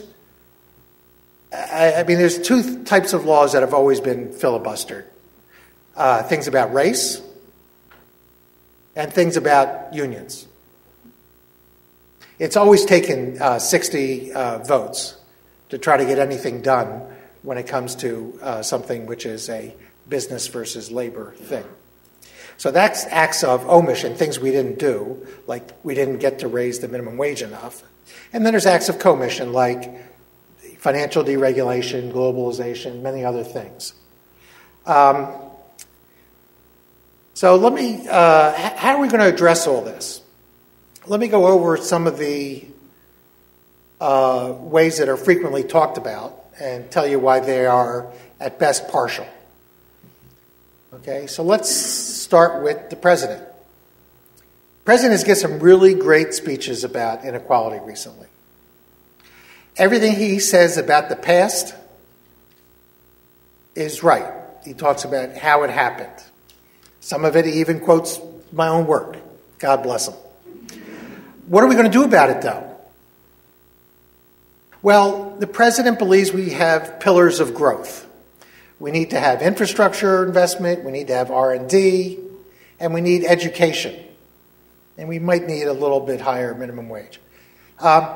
Here's what I want to tell you, that he is making a great case for what we call public investment. And he's absolutely right. We need a lot of public investment. Two things about it. His own budget actually cuts public investment by a third over the next 10 years.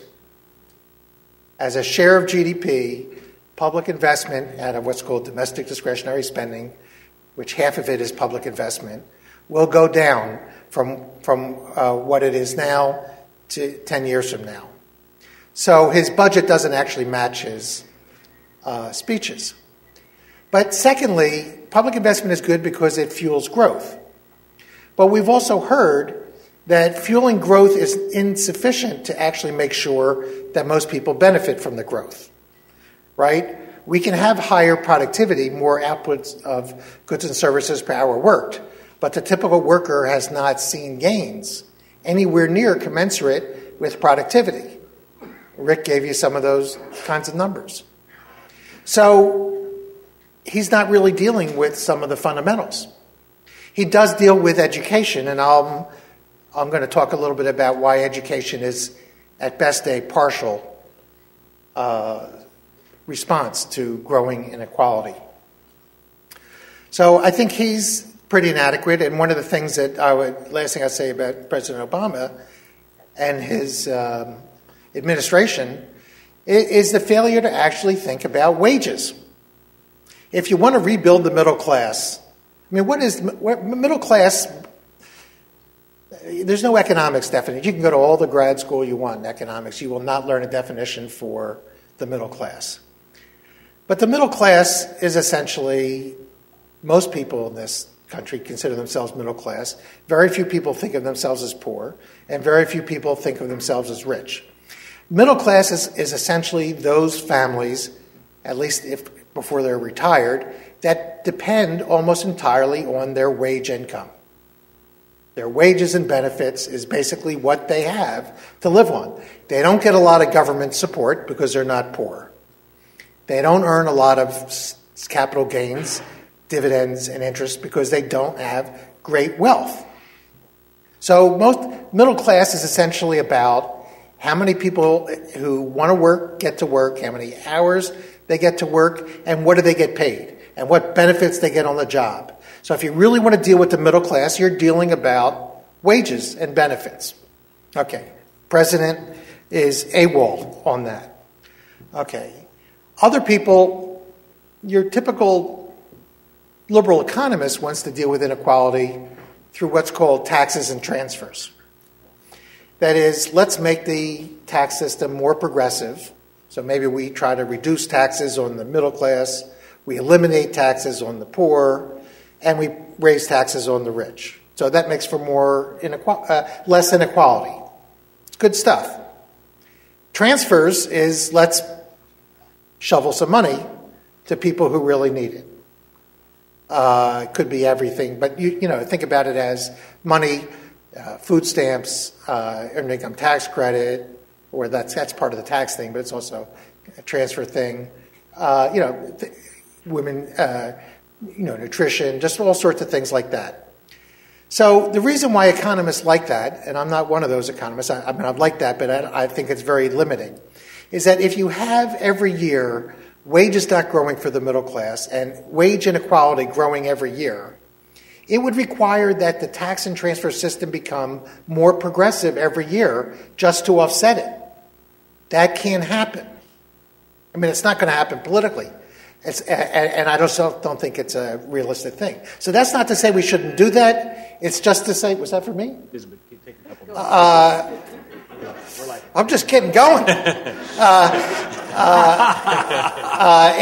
What it means is that, we have to deal with wages, okay? Now, why is education not going to be the answer? Okay? And it's really, I tell this in the following way. There's a different message about education depending upon what you're thinking about and who you're talking to. If this were a sophomore class in high school and I were giving this speech and I were to bring up education, I would say to every child, as I did my own children and every relative I have, you should get the most education and training you can of whatever you're interested in. And the more education and training you get, the better off you will be relative to not getting that education and training. That is absolutely, essentially true. Nothing I'm about to say violates that one bit. You could also say that we have lousy social mobility, as was mentioned at the beginning. We need to make sure that those communities, kids from those communities that have been traditionally excluded from good jobs and excluded from good education, get all the education and training that they want. But that will solve social mobility. That helps this generation be more equal when they are 30 or 40 years old, 20, 25 years ago. From now, that's not about inequality this next decade. And if I'm talking to the president, which is different than the talk to the sophomores, and the conversation is how do you deal with inequality? And the answer that our elite of both parties want to come up with is just more education. More people should go to college, okay?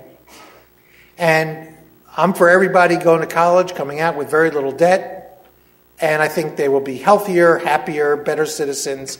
I don't think it's going to deal with inequality very much. And I'm going to just give you a couple of reasons why. For one, I don't believe that there is a sort of excess demand for college graduates. Right? That's what it's sort of saying that we have inequality because the wages of college graduates have gone up a lot more than the wages of others. Okay, that's the essential explanation. Well, here's the thing. College graduate wages haven't grown in 10 years. The wages of new people coming out of college that are in their first jobs has become lower every year for the last 10 years. So every child who graduates with a college degree, on average, gets a job that earns less than their older brother, sister, cousin did, who graduated before them. I also have a Marxist explanation. Groucho Marx. Groucho Marx had a movie, I think it's Horse Feathers. He's caught in bed with a woman and his wife walks in the room. And he says to her, "Are you going to believe me or your lying eyes?" Okay? So let me tell you what your lying eyes tell you. Your lying eyes tell you that across America, college graduates are working for free. It's called internships. Now, I've been taught economics, and Dean and Thea will affirm this, that when there's a shortage, prices go up. They are not zero. If there was a gasoline shortage, you would not be able to go to a gas station and get gasoline for nothing, right? How is it that employers are getting college grads for free if we have a great demand for them? Okay. Let's move on from education. And this is true, by the way, the college graduate wages being flat is true for college graduates who are in business occupations, science occupations, technology, mathematics, across the board. And it's not just, I want to insult sociologists, philosophers, liberal arts majors, English lit. It's not that. It's basically across the board. So let's just a little thing about wages. So I believe that wages is the answer, and then the question is, can we do something about it? And the conventional wisdom says it's all because of globalization and technology. And what they really mean to tell you is that means we neither can nor should do something about wages. And that's really wrong because there's a lot we can do. So I was just watching a video today of a half-hour segment from Al Jazeera, actually, about wage theft in Florida. Wage theft is the problem where people actually do the work and can't get paid for it. And there's an epidemic in this country. Now, in Florida, 10 years ago, they actually abolished their Department of Labor. So there's no one out there inspecting the workplaces. There's no one to appeal to. So Miami set up a sort of a small claims court to deal with wage theft, and they collected millions of dollars for people. The state legislature, with a Tea Party state legislature, is trying to overturn that any state cannot deal with wage theft. But this Al Jazeera thing really put it quite well. They pointed out how there was some workers working for a restaurant at the Miami-Dade airport who were accused of stealing. And the cops all descended, and they marched out these 6 people, put handcuffs on them, and took them to jail. So here we have it. Some restaurant workers have some petty theft. They're on TV. They're thrown in jail. Employers who don't pay their workers, we don't see that. We don't see that. That's the world we live in. Overtime. Overtime, anyone who's an employer, I'm an employer, you know this is really complicated, hard to understand. It's really easy to have overtime provisions that would just make everybody able to get overtime. Since that same time, Rick, you should add this to your list. I didn't even realize it. Since around 1978, it was the Carter administration, they froze the level at which you are due overtime. It was frozen. They actually froze it up until like a few months into the Reagan administration. The Reagan administration didn't even implement it. We had people who were called managers working for 7-Eleven, working 60 hours a week, earning $27,000 a year, who are not allowed to get overtime. Okay, minimum wage. We know the minimum wage is 12% less than what it was in the late 60s. Productivity has more than doubled. The workers who are low-wage workers are far more educated. I mean, around a third of the workforce used to not even have a high school degree back then. Now it's about 6-7%. You know, how that can be, I don't know. The attack on unions, guest workers. We now have real programs that allow people to come in and work and have no rights. We have other people that are undocumented that employers enjoy who have absolutely no rights. The NLRB says you're not even allowed to have access to labor law protections, which every non-union worker has in our country. Last, just to mention another thing, employers have systematically prevented workers from having access to the courts. So if you have a problem, you can't get a union anymore.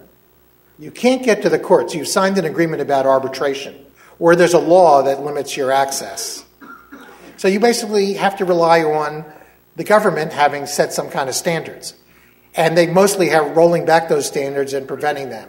So what we really have is a system that's been built that systematically puts the thumb on the scale on the half of the employers, and almost the entire workforce, white-collar workers, blue-collar workers, and low-wage workers are relatively disempowered, so that we have a system that has really high profits and no wage growth for anybody. And it didn't happen by accident, and we can fix it. Thank you very much, Larry. Thanks. Okay, now we're going to move to the question and answer session. We had fantastic panels. Here's our rules. So during Q&A, please line up with your questions behind the 2 standing mics at the front and the back of the center aisle. We're also going to have some questions online, so send those there. And if we have time, which we may not because we have run a little bit over, we'll work those in. What I want to say is that when you speak, please speak into the mic. Don't speak into it like a lollipop, but point it to the back of your throat. And we don't have much time, so I may have to rush along if we have a little trouble getting to the question aspect of what you want to ask. All right? All right, first question, quick one. Okay. I had the great good fortune to work for Senator William Proxmire when he was the ranking member and chairman of the Senate Banking Committee from 1982 to 1988. Proxmire ran his campaign in 1982 for re-election on $55. Now I understand now that a senator has to raise $20 million to get elected. and that would be an amount that he has to raise. Do you think this fact that they have to raise all this money strengthens the hands of the wealthy and the corporate elite over our elected representatives? And do you think campaign finance reform is something that we have to do as part of the process of righting the economy so it works for most Americans? That's great. So who would like to take that? Campaign finance or gerrymandering? Which one do you think? Yeah, I just say yes, absolutely essential. There's no question that money is flooding the political campaigns. There's all kinds of evidence. People have got lots of details. But if we're going to fix campaign finance, we also have to fix gerrymandered districts, which make 90% of the districts in the House safe. And that's one reason why we had so much trouble getting the government open again. The people from those districts do not fear the voters. So we got major political reforms are essential to fix the economic problems in this country. Let's take one from the microphone in the back. Thank you very much. And first off, I'd like to thank Sandra for all her hard work in putting this together. But essentially, we have heard 5 or 6 points of view of the same point of view. There is no chairman or CEO of any Fortune 500 or Fortune 100 company on this panel, and I certainly would have liked to have heard their point of view. I'd just like to point that out for the record. Secondly, I'd like to point out that we are 5-10 miles away from Fairfax County, which has one of the highest per capita incomes in the United States, one of the lowest unemployment rates in the United States, and the Commonwealth of Virginia is rated either number 1 or 2. I'm going to get to my question. Thank you. Could you please comment on how you justify the fact that Fairfax County is rated as the number 1 business state in the nation by the business community and has the lowest unemployment rate? And how does that fit in with some of your ideas? Very good, thanks. Who would like to take that one? Anyone? Dean. Just quickly on the panel here, I mean, I obviously didn't organize it, but I would say if you really have a problem getting the views of corporate. Dean, you want to speak in the mic? I think we're getting. I just say I can't speak for organizing the panel. I didn't do that, but I would say I don't think you have any problem in this country hearing the views of corporate 500 or 100 CEOs. They're just about everywhere. I don't know a lot about the economics of Fairfax County, so I really wouldn't speak to that. I would say one thing on it. I think the point that I was making that the kind of policies we've been following of grotesque inequality and failure to invest in infrastructure and in education and skills aren't good for most businesses. I think, you can have a very prosperous pro-business economic growth that's good for working people and good for business. And I think that the elite of the corporate community, the multinational corporations, the biggest, most powerful ones that are driving some of the policies that are detrimental. And I think one of the ironies is that a lot of small businesses that are the lifeblood of the Republican Party for the most part, I think, are being hurt by the wrong kind of globalization, the wrong kind of financialization, and the austerity policies, that they aren't good for most businesses. Let me also direct this. I want to go to Larry. So is an Economic Policy Institute an anti-business organization?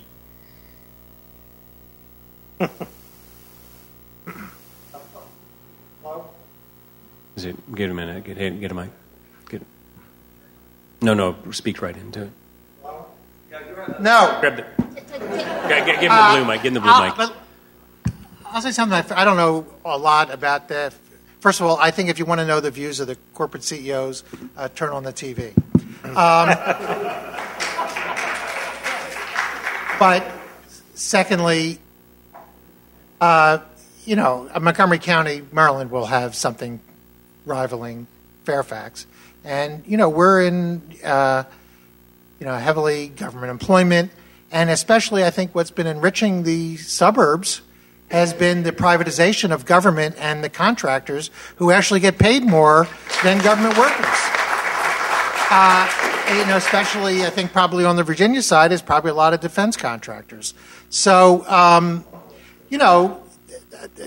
that's not innovation or entrepreneurialism or pro-business policies on the part of Virginia.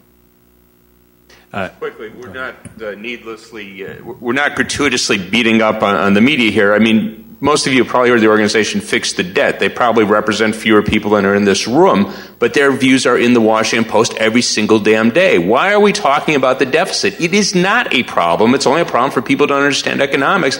A lot of those people happen to be CEOs. So I'm sorry if they're not here today. Pick up the Washington Post. And finally, Hendrik, you had a point about business changing over time. Did you want to say anything about changing business composition and its relationship to these issues of wages and equality?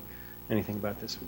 Yeah, I mean, I don't represent either business or labor, but I was talking about different business attitudes at different times in American history. I don't think that's either pro or con. It's just simply telling you the historical record. And I do think that the views of Charlie Wilson and Reg Jones and Frank Abrams and those earlier CEOs are relevant to today. And I was trying to faithfully represent their views. Fantastic. Okay, let's take a question from the front mic, please. Thank you. My name is Paul Friedman. I work for Every Child Matters, a progressive, national, nonpartisan advocacy group. We can be found at everychildmatters.org. And we are working in Virginia this year with our Strong Kids, Strong Virginia project, which can be found at strongkidsstrongvirginia.com. And here's my question. First, two brief questions. What do you think the impact would be in our country if we focused on investing more public funds into the welfare and the well-being of our children?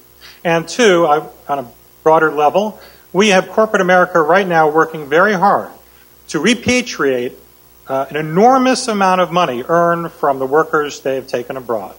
And they want to do this at a lower tax rate than the cost of taxes if they had earned that money with workers here in America. We haven't addressed that tonight. They're trying right now with lobbyists on both sides of the aisle, former legislators, to work on this issue. So I'd hope you'll comment on both those questions. Right, Thank you so public much. investment and repatriation of money that's been abroad. Who would like to address one of those two, public investment or... Yeah. Well, there's a great deal of research, and really bipartisan, showing that investment in children in early childhood education, preschool, pays off, and it really shouldn't be a controversial issue. And we're way behind just about every other wealthy country in that. So that, to my mind, we're interested in mobility. We're interested in making sure that people have decent living standards. That's a good place to start. Laura, you want to take that? It sounds like a bit of a trade question about the repatriation of monies from abroad. Do you want to take that one? That's a dead mic. Well, actually, also on the education issue, though, without some of the structural changes that we need, the law changes that will increase unionization rates, that will change the terms of globalization, so we're not promoting offshoring in both the higher educated sectors as well as manufacturing. Unfortunately, that's not actually going to systematically fix the inequality problem. As important as it is for any number of reasons, it's a piece of the answer, but absent the systems change. On the tax issue, another of the incentives to offshore investment and jobs is the way the tax system is currently set up. And basically, you have U.S. brand name companies that have created a whole system of shells of offshore holding companies, basically, particularly in tax havens. And they've structured their earnings so that they basically make enormous profits in the U.S. and, frankly, take advantage of our excellent roads and ports and all of the things that the tax system should be supporting, and then not pay any taxes. And one of the things that President Obama said, as well as his pledge to rewrite our failed trade policy, was that he would fix that tax offshoring promotion loophole. And it's turned into a huge battle where you have a lot of the companies that have profited very richly who are basically saying, we're not going to bring our money back unless you basically make us not have to pay for everything we haven't paid for. And it is fundamentally unfair in the sense that for the companies that have stayed in the U.S., and this goes to the guy who asked about businesses. I mean, there's a huge split, like in the National Association of Manufacturers, between what are big, they call them small and medium-sized, but multi-tens of millions of dollars U.S. companies who want to stay here and who've been paying the taxes, and the footloose multinationals who figured out how to cheat and go offshore with their taxes and their work. And that, yes, we need to figure out a system that brings that money back in for investment, but doing it without letting them pay their taxes is unfair to the competitors who stayed and is cheating the infrastructure investment we need for the country. This is one of the issues that's going to come up in the budget negotiations that are about to start over the next 2 or 3 months. And this is an area where citizen action could make a difference. We have an unlevel corporate tax system. Companies that operate in America pay 35%. Companies that operate abroad pay something much less. In 2005, they paid 5.5% on all the foreign profits they brought home. If we don't like that, we should fight for it right now. This is the time. Great, thank you very much. Thank you. Let's mix this up a little bit. So in order we get a lot of questions, let's go to the back, and then the front, the back, and the front. We'll take 4 of these questions in a row. So just if you could get the questions, and we'll have them answer them as we go. Go to the back, Mike, first. Yes, my name is Stephen Davis. I work for the Social Security Administration. I had a chance to ask Joe Stiglitz the question a couple of years ago. I'll ask you the same. At some point in time, the folks at the top of the pyramid are going to fall. And they're going to fall hard, and they're going to fall fast if the structure underneath them is rotten. At what point do they begin to understand that? Okay. Or will they? Okay. So when will the elite learn that they're going to fall if there isn't some kind of movement toward equality? Okay. Great. Into the front, please. My question is for Dean Baker. I work for the FDIC and study the too big to fail subsidy in grad school, so I did little internal cartwheels when you brought it up. Sherrod Brown and David Vitter have a bill right now that abandons Basel III, gets rid of risk-weighted assets, and raises capital ratios. I was wondering if you think that would be efficient, effective, or if not, what are alternatives? So state briefly, what just again, one time the question. I'm sorry? Could you state the question again, just briefly? Could you talk about the David Vitter, Sherrod Brown bill, capital ratios? Vitter Brown bill, okay, great, thank you. Go to the back, Mike, again. Yeah, my name's Stu Whitaker, and I appreciate the presentation. I thought it was excellent tonight. But I've got a question about the issue of wage inequality. I haven't looked recently, but last time I looked, the per capita income U.S. was somewhere around $45,000, and in places like India and China, it was perhaps in the $3,500 range. With that differential, you have tremendous incentive and tremendous arbitrage opportunities. Is there a solution that any of the panelists have that can reduce that kind of inequality without experiencing the problems that we're experiencing today? Okay. All right. Thank you. And let's go back to the front, and then we'll let the panel address. Yes, thank you very much for all of your remarks. I've been a big fan of all of you for quite some time. My background is public education policy as well as healthcare policy. I'm a social worker, and I'm a 5th or 6th generation Washingtonian. I was gentrified out of the Washington area and now live in Rochester, New York. My question is, it has come to my attention that we essentially have policy now that is the corporatization of public education, and that the Affordable Care Act is also the corporatization of healthcare. And my big concern is in 2012, I think that the outcome of the election showed that when the people show up, money doesn't really matter. That when we get people to the polls and we educate them, that it doesn't really matter what Karl Rove and Crossroads GPS is doing. So how can we educate the public? Because right now what I'm seeing, and particularly with public education, one of my blog posts says, I hope that what we're doing in terms of the opt-out movement in New York State around the Common Core curriculum and Race to the Top high-stakes testing, I hope that will pave the way for healthcare as well, because the teachers' unions are the largest unions that we have left. So, and we are the foot soldiers. We who work with the teachers' unions are the foot soldiers that bring the voters out. How can we mobilize that? Okay, a privatization issue in some sense. So let's take these questions. So when will the elite learn that they're about to fall? When will it be possible for the elite to recognize when they're about to fall? Anyone want to take this one? Yeah, go ahead, Larry.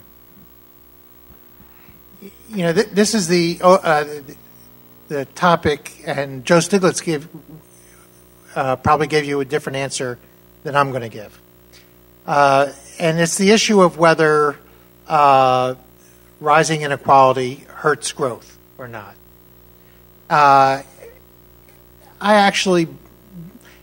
The evidence is mixed. I think it's a danger to make the argument for what we need by saying that reducing inequality will increase growth. What we know is that even if it doesn't, the growing inequality meant that most of the income that was created went to a small segment. We can have it be different. So the vast majority can benefit from more equitable growth by having more equitable policies without getting an GDP to grow quicker. And I don't want to make the argument that somehow my policies, which are going to lead to equitable growth for the vast majority, are somehow going to be better for the rich. I don't think they're going to be better for the rich. That's tough. Okay? I mean, that's how I think. And I don't want to get boxed in to trying to make the case that everyone will be better off. Everyone may not be better off. Okay, thanks, Greg. Dean, you had the question was about the Vitter-Brown bill.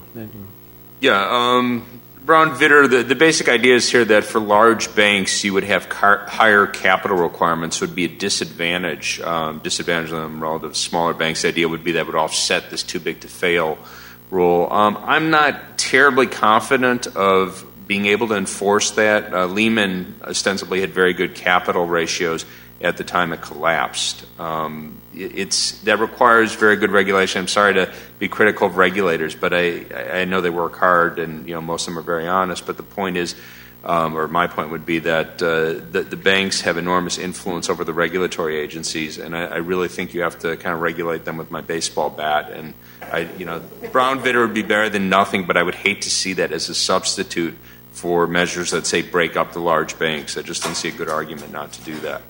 Great, thanks. Can I just do something? Sure. How many people here are public employees? Okay, what I want to say thank you for your service. I mean, we salute the military all the time, and I think that's correct. But I didn't ask everyone who's federal employees. I just want to say thank you for your service. Great, thanks. The third question, let me just spin it in this way. What about the global wage gap? What about the fact that we have an international inequality which is on such a larger scale? Is there any competition in some way within nation inequality? I've been dying to get this question on the floor. We've been told that it's impossible for us to deal with this wage differential. In the first place, you should know that most large companies that relocate in China today, it may not have been the case in the mid-'80s, will tell you that it's the Chinese subsidies that have brought them over there. The free land that they get, the utilities, electricity, roads, water at low cost, tax write-offs that they get. Craig Barrett said it for Intel. It cost me $1 billion less to build a chip fab in China than it does in America. That's what makes the difference. So we're obsessed by the wage thing. But nonetheless, it's there. So it's there like a kind of an iron wall. It's there like a thunderstorm. It's there like a hurricane. We can't do anything about it. Well, what's really interesting is if you go to Germany, which is the fourth largest trading company in the world, about a quarter the size of the American economy. Over the last 25 years, German companies have done what American companies said they couldn't do and survive in the face of the same kind of facts that we have faced. They have raised the wages of average German workers 5 times faster than we have. Now, that should have put Siemens, Daimler-Benz, Airbus, and Bayer out of business. What's interesting is if you go look at the trade figures, from 2000 to 2010, we ran a $6 trillion trade deficit. We bought $6 trillion more stuff from the world than we sold, and Germany at that same time had a $2 trillion trade surplus. They sold $2 trillion more with the higher wages that should have put them out of business. Now, what's also interesting is that while we were losing 7 million manufacturing jobs, while our manufacturing sector shrank from about 19% down to about 9% of our workforce, the Germans have maintained 21% of their workforce in manufacturing, which is the core of a good middle-class economy, as Larry has been trying to argue that wages are absolutely critical. So the answer is there's something else going on. The private sector and the public sector in Germany work together. They have very powerful trade unions that actually sit on the management boards and work councils that actually sit on the management boards of many corporations. There is a different sense of collaboration, and there's a tremendous effort made in Germany both to export, not just large companies, but middle-sized companies that have done very, very well. And it's done often with the support of state governments and the federal government. There are different economic and personal relations in Germany. There's a different corporate culture. There is the culture of stakeholder capitalism still at work in Germany, and there is a different national policy environment. So those things, as Larry says, people decisions, policy decisions in the private sector and in the public sector can deal with that wage differential. They won't protect every job, but you can have a very healthy, strong, growing economy and a strong middle class with a different set of policies. Fascinating. Let me get to Thea. And let's spin it this way. Is there a global aristocracy of labor? Doesn't American labor benefit at the expense of the global South? Can you address that? Yeah, that's a great question, and I want to agree with everything that Hedrick said, but then also add to it in terms of the way labor movement sees the global economy and the wage gap and the great inequality that exists, which is that American workers don't want to benefit in the global economy at the expense of workers in other countries. And we have very good relationships with unions in other countries. And when we've fought in the global economy for a different set of rules, a lot of it is about how do we lift up workers in China and India and Mexico and not beat down American workers so that they can compete with workers who don't have the right to form an independent democratic union, for workers who don't have a voice at the workplace. So we try to use our trade agreements and the leverage of our trade agreements to protect workers' rights in other countries. It's hard. It's hard because a lot of times the governments of those countries resist very fiercely. That they see their competitive advantage as being able to keep workers disempowered and out of unions and not protecting against wage theft and unsafe workplaces and so on. So it's really about trying to envision a different global economy, one where workers in China are part of the middle class, they have unions, they have democracy, they have the right to fight for a safe workplace, they have the right to resist child labor and forced labor and so on. And so that's really the vision of the healthy global economy that we hope to raise up the global floor, in other words. That's it. And I just need to move on. What about the privatization of public goods issue, the question about privatization? Say a little more on that one. Okay, go ahead. Take it on. Go ahead. Go first. It's a good question. Yeah, go ahead. Okay, so the people at the top aren't going to feel politically that things are going to fall. But at some point, this whole mechanism of relying on importing everything to the U.S. and us not making everything is going to crash demand. So people only can keep exporting to the extent there's enough wages here to actually create demand and consume. And so if you look at the system broadly, the heartbreaking story with Germany is actually under the most the most broad iteration of the European Union now with the former Soviet bloc countries in it. Actually, Germany is struggling because they're having under the replacement of the EU model, they're having a race to the bottom there within their own investment with wages, but also with investment. And it's true that all of the things about unionization, stakeholder capitalism, all of that is true. And now Germany is getting itself into the same slide that we did first. So what do we need for global rules? 4 very quick things. 1, we do not need investment rules that incentivize offshoring. There will be some instances where companies will relocate, the wages are better, and a wage is a big part of what they do. It's not always a big part of what they do, as we've heard. Sometimes it's subsidies. But in those instances, we do not need to incentivize by taking away all the downsides and risks and actually offering compensation if they leave, which is what the current trade rules do. Number 2, we need to rewrite the current trade rules. We need to cut out all the stuff that limits policy space, like banning Buy America, banning our own ability to have the kind of industrial policies that we need to rebuild a new green economy of industrial growth and strength. We need to get rid of things like the service sector privatization rules in the trade agreements, or the rules that, for instance, don't let you have consumer privacy rules, so offshoring of data and the jobs that go with them is totally doable. And we need to make sure our trade agreements don't have these limits on financial regulation that they now do, which just exacerbates the contribution inequality of deregulation. Oh. And then we need to insert the floor of decency. So we now have global corporations and no global rules. It's like the U.S. at the turn of the century before the progressive era. We had national corporations and no national rules. We have a race to the bottom. We've got international rules, the International Labor Organization's labor conventions, the multilateral environmental agreements, the World Health Organization's agreements, the UN Charter agreements. But right now, the international commercial rules trump them. So a simple improvement would be simply to say we condition trade globally on companies meeting those rules. That in itself would start to create the floor for decent competition, the kind of vision. Global law for a global describing. economy and the importance of the American consumer and effective demand. We got to really run along. I want to take one. Yeah, no, look, Okay. I'm going to say something on this because you didn't police the time very well, so I want a chance to say something here. Very quickly, how many of you were very concerned that if we defaulted on our debt, that the U.S. government U.S. dollar would no longer be the world's reserve currency?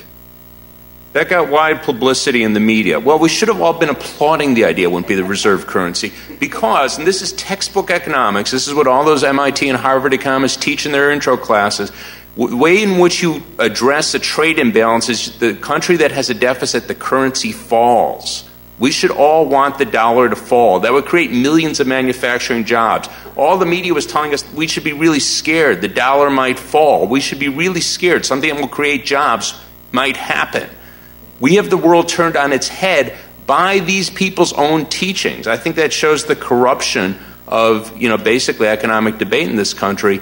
That would be a good thing for most people in this country if the U.S. dollar were no longer the world's reserve currency and it fell 10, 20% against other currencies.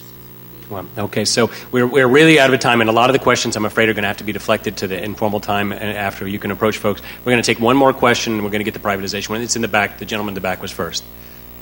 Yes. Larry Michel alluded to the complicity of the Democratic Party in this economic problems. So my question is the Democratic Party, as it's constituted now, really our hope for changing this